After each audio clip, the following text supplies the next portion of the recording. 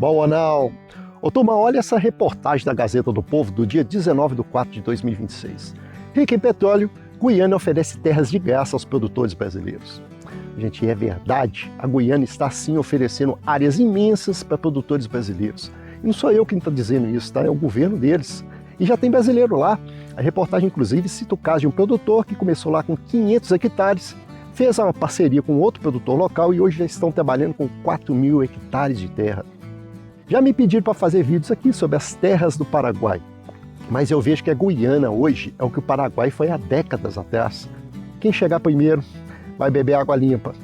E hoje eu vou te mostrar o que está acontecendo lá em cima. Eu fui atrás de documentos oficiais, de órgãos do governo da Guiana e regras de terra para entender o que existe por trás dessa notícia. E agora eu vou te mostrar o que é real, o que é promessa e como que a legislação de lá funciona na prática, para quem quer aí arrendar ou até mesmo comprar terras para agricultura e pecuária. Meu nome é Ricardo e seja bem-vindo ao Caipira da Cidade. Eu decidi pesquisar a fundo essa nova fronteira agrícola porque eu vi aqui uma grande oportunidade e pouca gente falando disso. Mas antes de eu prosseguir com esse assunto, eu tenho que fazer um alerta aqui, tá ok? Esse vídeo não é uma recomendação de investimento, eu não tenho nenhuma ligação com o governo guianês ou com qualquer intermediário. O objetivo aqui é te dar uma base para pesquisar e analisar por sua conta, se essa mudança de país faz sentido para você, ok? Antes da gente falar sobre essa história de terra de graça, nós temos que saber onde é que fica essa tal de Guiana, porque é um país que a gente mal ouve falar. E a Guiana fica lá em cima, faz fronteira com Brasil, Venezuela e Suriname. E vocês devem saber que a Guiana descobriu uma enorme reserva de petróleo no seu território. E isso está fazendo aquele pequeno país se desenvolver muito rápido. Mas quando chega uma grana dessas, numa economia de um país que a gente até então nem lembrava que existia, gente, isso causa um impacto muito grande na inflação. E, sabiamente, a Guiana viu que precisa aumentar a sua produção de alimentos, senão os preços vão explodir. Para vocês entenderem melhor a situação daquele país, vamos comparar ele com o Paraguai. O território da Guiana é quase a metade do território do Paraguai, mas a população é 7,5 vezes menor do que a do Paraguai. Enquanto no Paraguai você tem 15 habitantes por quilômetro quadrado, na Guiana você tem 3,8 habitantes e no Brasil 25,2 habitantes por quilômetro quadrado. E hoje o índice de desenvolvimento econômico deles é melhor que o do Paraguai, 0,74 contra 0,71, crescendo rapidamente, tá? Já encostando aí no índice do Brasil que é de 0,76. E tem um detalhe muito importante aqui, 90% da população mora na área litorânea. O interior é vazio, gente. A grande parte do país é de floresta amazônica, mas eles têm uma savana muito parecida com a nossa, o Cerrado. Para quem não sabe, o Cerrado é uma savana. E quem melhor nesse planeta para produzir alimentos na savana? Um doce para quem acertar. Os brasileiros, né, meus amigos, que transformaram o Cerrado numa das fronteiras agrícolas mais importantes do mundo. E o retrato da Guiana é o seguinte, dinheiro entrando, pressão nos preços, uma população quase totalmente litorânea e um país vazio. Mas tem mais uns detalhes da Guiana que eu preciso falar. A primeira é que é o único país da América Latina que fala inglês.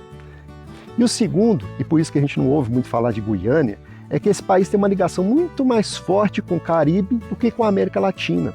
Ele é um país caribenho, tanto que ele faz parte do CARICOM, que é uma espécie de Mercosul dos países do Caribe. E a sede do CARICOM fica em Georgetown, que é a capital da Guiana. Dos 15 países do CARICOM, a maioria são ilhas montanhosas e sem aptidão para a agricultura, mas a Guiana é a maior deles e o único país que tem terras agricultáveis suficientes para exportar para esses outros países. Aí dá para animar, né não? Hoje a Guiana está virando o país que mais cresce no mundo por causa do petróleo. E eles precisam de comida. É uma janela de oportunidade que o Paraguai teve há 30 anos atrás e está se repetindo agora. Vocês já entenderam o que a Guiana precisa. E esse papo de dar terra de graça?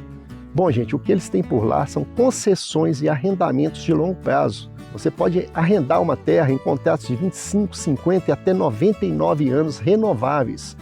Agora é só chegar lá e pedir um pedacinho de terra para fazer uma chacrinha de 2.500 metros para o final de semana? Gente, claro que não, né?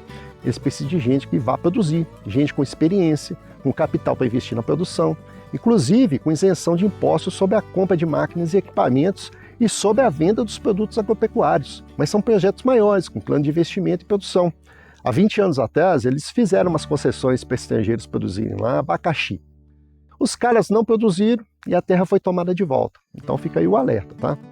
Mas tem todo um processo de requisição para a concessão dessas terras. Você precisa saber quem aprova esse pedido, que tipo de projeto precisa apresentar, qual órgão entra no processo, qual que é a diferença entre arrendar terra pública e comprar terra privada, quais os documentos que aparecem no caminho e onde o brasileiro costuma errar antes mesmo de começar.